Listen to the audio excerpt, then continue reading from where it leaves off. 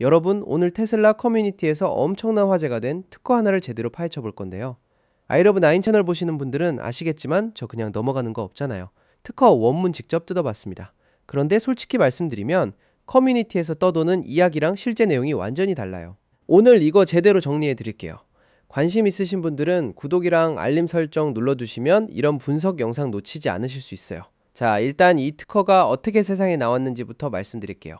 원래 이 특허 출원일이 2024년 9월 26일이에요. 그리고 공식적으로 세상에 공개된 게 2026년 3월 26일입니다. 발명자로 이름을 올린 엔지니어들이 모하메드 하이삼 헬미 나스르 그리고 신디 아우인데요. 이분들이 설계한 건 액체 냉각 방식의 교체 가능한 모듈형 처리 시스템이에요. 그리고 이게 2020년 테슬라가 낸 HW3 샌드위치 컴퓨트 패키지 특허의 후속작이기도 합니다. 커뮤니티 반응이 어땠냐고요? 드디어 테슬라도 PC처럼 컴퓨터 업그레이드 가능해지는 거야? 이런 반응이 쏟아졌죠.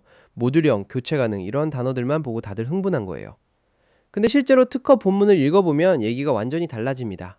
이 특허가 왜 나왔는지를 알려면 먼저 테슬라가 지금 어떻게 컴퓨터를 만들고 있는지를 알아야 해요. HW3, 즉 하드웨어 3세대부터 테슬라는 인포테인먼트 보드와 오토파일럿 보드, 이 두 장의 기판을 두 개의 액체 냉각 플레이트 사이에 샌드위치처럼 끼워 넣는 구조를 써왔어요.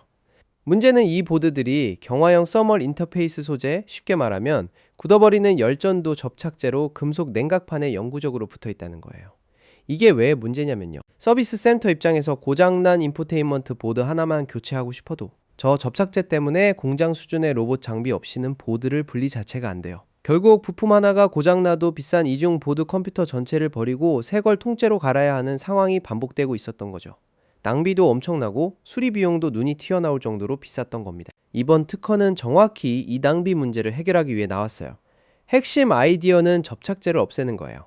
기존에 굳어버리는 써멀 접착제 대신에 이 새로운 설계는 특수 인터포저 점착성 갭패드 그리고 드라이실을 사용합니다. 이걸 쓰면 기술자가 냉각 플레이트에서 개별회로 기판을 볼트만 풀어서 분리할 수 있어요. 열 성능을 유지하면서도요. 특허 본문에도 명확하게 나와 있어요. 목표는 전자 모듈의 개별 교체를 가능하게 해서 하드웨어 비용과 서비스 비용을 대폭 줄이는 것이라고요. 실제로 이렇게 되면 어떤 일이 가능해지냐면요. 예를 들어 미디어 컨트롤 유닛이 고장났을 때 비싼 AI 컴퓨터는 멀쩡히 두고 고장난 미디어 컨트롤 유닛만 교체할 수 있게 됩니다. 동네 서비스 센터에서요. 공장에 보내거나 전체 보드를 새로 살 필요가 없어지는 거예요. 이게 이 특허의 진짜 의미입니다. 자, 여기서 가장 중요한 부분인데요. 많은 분들이 모듈형이라는 단어를 보고 PC 조립하듯이 칩이나 메모리를 갈아 끼울 수 있다고 해석하셨잖아요.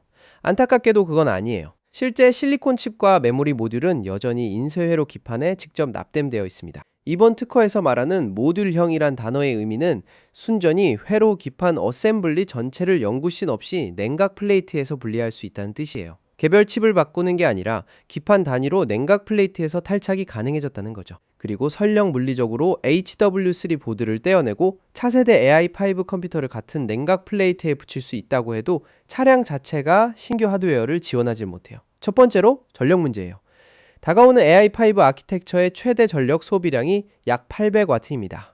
기존 차량에 설계된 전력 공급 전자장치와 냉각 패키지가 이걸 감당할 수 없어요. 그냥 과부하가 걸려버립니다.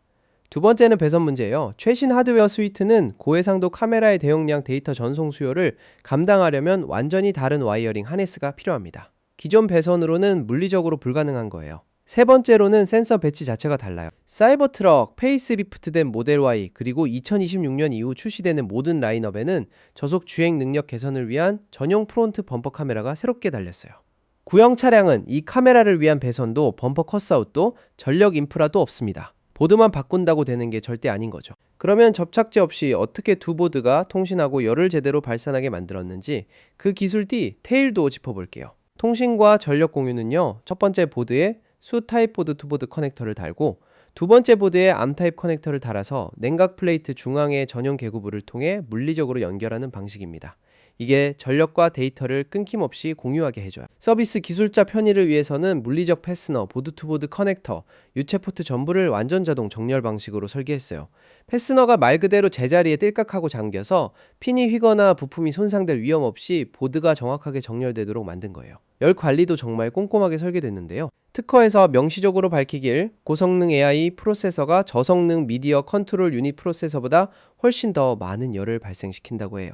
그래서 설계상 AI 컴퓨터를 주 냉각 플레이트 가까이에 배치하고 그 사이에 열 전도층을 최소화해서 냉각 효율을 극대화했습니다. 영구열 접착제 없이 보조보드의 열을 냉각 플레이트로 전달하기 위해서는 특수 인터포저를 씁니다.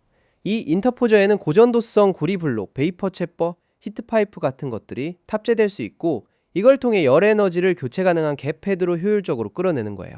두 보드가 각각 별도의 냉각 플레이트를 가지는 대한 설계에서는요, 두 냉각 플레이트가 단일 냉각수 입구와 출구를 통해 직렬로 연결됩니다. 두 플레이트를 이어주는 포트는 오링이 통합된 푸시투실 방식을 써서 기술자가 모듈을 분리하는 동안 냉각수가 민감한 전자장치 위로 흘러내리는 걸 막아줘요.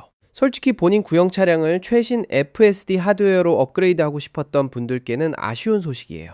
그건 이번 특허와 관계없는 얘기입니다.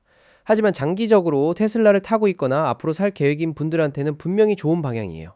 서비스 센터에서 고장난 부품 하나 때문에 수백만 원짜리 컴퓨터 전체를 갈아야 하는 상황이 줄어들 테니까요.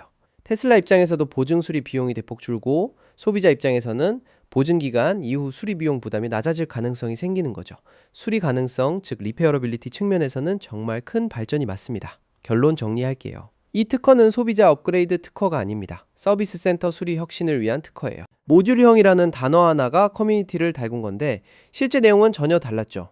원문 직접 읽어보니까 확실하더라고요. 아이러브9에서는 이렇게 커뮤니티에서 오해되고 있는 정보를 직접 파헤쳐서 전달해드리는 영상을 계속 만들 예정이에요. 도움이 됐다면 좋아요 한 번만 눌러주시고 이런 분석 영상 계속 받아보고 싶으신 분들은 구독과 알림 설정도 부탁드립니다. 다음 영상에서 봐요.